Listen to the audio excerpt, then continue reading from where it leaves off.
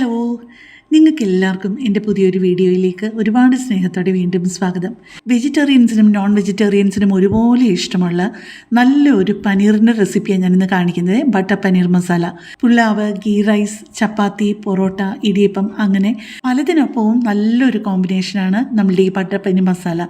പിന്നെ ഈ ബട്ടർ പനീർ മസാല നമ്മൾ റെസ്റ്റോറൻറ്റിൽ നിന്നൊക്കെ മേടിക്കുമ്പോൾ കിട്ടുന്ന അതേ ടേസ്റ്റ് കിട്ടാനായിട്ടുള്ള നല്ലൊരു ടിപ്പും പറഞ്ഞു തരുന്നുണ്ട്. അപ്പം 400 ഗ്രാം പനീറിൻ്റെ കണക്കിനാണ് ഞാനെല്ലാം പറയുന്നത് കേട്ടോ. ഇപ്പോൾ ഈ പാനിലോട്ട് ആദ്യമായിട്ട് ഒഴിച്ചു കൊടുക്കുന്നത് 2 ടേബിൾ സ്പൂൺ സൺഫ്ലവർ ഓയിലാണ്. ഇതിനൊരു കാരണവശാലും വെളിച്ചെണ്ണ ചേർക്കില്ല കേട്ടോ. ആ എണ്ണയൊന്ന് ചൂടാകുമ്പോഴേക്കും 3 മീഡിയം വലിപ്പത്തിലുള്ള സവാള, തീരെ കനം കുറച്ചല്ല, കുറച്ച് വലുതായിട്ട് തന്നെയാണ് മുറിച്ചിട്ടിരിക്കുന്നത്. പിന്നെ ഒരു 10 കാശ്മീരി ഡ്രൈ ചില്ലിയും ഇട്ട് അതിൻ്റെ കൂട്ടത്തിലൊന്ന് വഴറ്റുന്നുണ്ട്. 10 തൊട്ട് 12 വരെ വേണമെന്നുണ്ടെങ്കിൽ ആക്കാമേ. ഇപ്പോൾ അതിലേക്ക് 3 മീഡിയം വലുപ്പത്തിലുള്ള ടൊമാറ്റോയും കൂടെ ചെറിയ കഷ്ണങ്ങളായിട്ട് മുറിച്ച് വഴറ്റാനായിട്ട് ഇട്ട് കൊടുത്തിട്ടുണ്ട്. അപ്പോൾ പെട്ടെന്ന് ഞാനൊരു കാര്യം പറഞ്ഞോട്ടെ, എൻ്റെ ഈ ചാനലും എൻ്റെ ഈ വീഡിയോയും ഒക്കെ ആദ്യമായിട്ട് കാണുന്ന ആരെങ്കിലുമൊക്കെ ആണെന്നുണ്ടെങ്കിൽ എൻ്റെ ചാനലിൽ നിങ്ങൾ നോക്കിക്കഴിഞ്ഞാൽ ഒരുപാട് വ്യത്യസ്തമായിട്ടുള്ള റെസിപ്പികളുണ്ട്. അപ്പോൾ നിങ്ങൾക്കതൊക്കെ ഇഷ്ടപ്പെടും, നിങ്ങൾക്കതൊക്കെ പ്രയോജനപ്പെടുമെന്ന് തോന്നുകയാണെങ്കിൽ എൻ്റെ ചാനലൊന്ന് സബ്സ്ക്രൈബ് ചെയ്യാനും ലൈക്ക് ചെയ്യാനും കമൻറ്റ് ചെയ്യാനും നിങ്ങൾക്കിഷ്ടമുള്ള വീഡിയോസ് മറ്റുള്ളവർക്ക് ഷെയർ ചെയ്ത് കൊടുക്കാനും മറക്കല്ലേ. ഇനി ഈ പേജിലേക്ക് ചേർത്ത് കൊടുക്കേണ്ടത് കാഷ്യൂ നട്ട്സ് ആണ്. ഞാൻ ചേർക്കുന്നത് 1/4 കപ്പ് കാഷ്യൂ നട്ട്സ് ആണ് കേട്ടോ. ഇനി കാഷ്യൂ നട്ട്സും കൂടെ ചേർത്തിട്ട് നന്നായിട്ടൊന്ന് വഴറ്റണം. നമ്മുടെ ഈ തക്കാളി ഇട്ട് കൊടുത്തതൊക്കെ നന്നായിട്ട് അങ്ങ് മയമാകുന്നത് വരെ ഒന്ന് വഴറ്റി കൊടുക്കണം. എന്നിട്ട് അത് തണുക്കാനായിട്ട് വെക്കണേ. അത് നമുക്ക് നന്നായിട്ടൊന്ന് അരച്ചെടുക്കേണ്ടതാണ്. അത് നന്നായിട്ട് തണുത്ത് കഴിഞ്ഞിട്ട് നല്ലതായിട്ട് വെള്ളമൊന്നും ഒഴിക്കാതെ പേസ്റ്റ് പോലെ അരച്ചെടുത്തുകൊണ്ട് വന്നിട്ടുണ്ട്. നമ്മൾ ആ ഉള്ളി വഴറ്റിയ പാത്രത്തിലോട്ട് തന്നെ 1 ടേബിൾ സ്പൂൺ ഗീ ഇട്ട് കൊടുത്തിട്ട് 2 ടീസ്പൂൺ ലെവലായിട്ട് കാശ്മീരി ചില്ലിയും കൂടെ ചെറിയ ഫ്ലെയിമിൽ ഇട്ട് കൊടുത്ത് ഒന്ന് വഴറ്റണേ. അത് കരിഞ്ഞു പോകാതെ പ്രത്യേകം ശ്രദ്ധിക്കണം കേട്ടോ.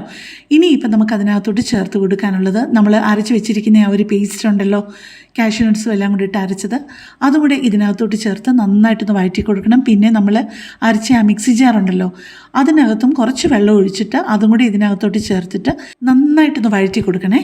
ഇനി അതിലേക്ക് ചേർത്ത് കൊടുക്കാനുള്ളത് 1 ടീസ്പൂൺ ലെവലായിട്ട് ഗരം മസാലയും, ഒരു 1.5 തൊട്ട് 2 ടേബിൾ സ്പൂൺ വരെ കസൂരി മേത്തിയില്ലേ, നമ്മുടെ ഉലുവയുടെ ഇല ഉണങ്ങിയത്, അത് നന്നായിട്ടൊന്ന് ക്രഷ് ചെയ്ത് ചേർത്ത് കൊടുത്തതും, ഒരു 1/3 കപ്പ് ചെറുതായിട്ട് മുറിച്ച മല്ലിയിലയും കൂടെ ചേർത്തിട്ട് നന്നായിട്ടൊന്ന് മിക്സ് ചെയ്യണേ. എല്ലാം കൂടെ ഒന്ന് മിക്സ് ചെയ്ത് കഴിഞ്ഞിട്ട് ഒരു 10 മിനിറ്റ് ലോ ഫ്ലെയിമിൽ അതൊന്ന് കുക്ക് ചെയ്തെടുക്കണേ. ഇപ്പം ഞാൻ മിക്സിയുടെ ജാറിലോട്ട് എടുത്തിരിക്കുന്നത് ഒരു 1/4 കപ്പ് പനീറാണ്. ഈ 400 ഗ്രാമിൽ നിന്ന് തന്നെ ഒരു 1/4 കപ്പ് ചെറിയ ക്യൂബ്സ് എടുത്തിട്ട് ഒരു 1/4 കപ്പ് പാലും 1 ടേബിൾ സ്പൂൺ പഞ്ചസാരയും കൂടെ ചേർത്ത് നന്നായിട്ടൊന്ന് അടിച്ചെടുക്കുകയാണ്, തരിയില്ലാതെ. നമ്മൾ മൂടി വെച്ച് ലോ ഫ്ലെയിമിൽ കുക്ക് ചെയ്യാൻ വെച്ചിരിക്കുകയില്ലായിരുന്നു. ഇപ്പോൾ ഒരു 10 മിനിറ്റൊക്കെ കഴിഞ്ഞിട്ടുണ്ട്. ഇതെല്ലാം കൂടെ ഒന്നുകൂടെ ഇളക്കി കൊടുത്തിട്ട് ഇനി ഇപ്പോൾ അതിലോട്ട് ചേർക്കാനുള്ളത് ഫ്രഷ് ക്രീമാണ്. ഫ്രഷ് ക്രീം നിങ്ങൾക്ക് ചേർക്കാൻ താല്പര്യമുണ്ടെന്നുണ്ടെന്നുണ്ടെങ്കിൽ കാഷ്യൂ നട്ട്സ് കുറച്ചുകൂടെ അളവ് കൂട്ടിയെടുത്തിട്ട് അരച്ച് ചേർത്താലും മതി കേട്ടോ.